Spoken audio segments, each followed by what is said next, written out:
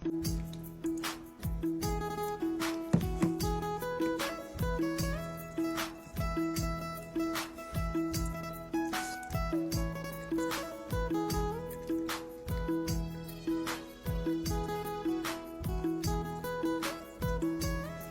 कहिले पनि बोलेर भिडियो बनाएको थिइनँ। मलाई बोल्न अलिक शरम लाग्छ अनि बोल्न पनि आउँदैन।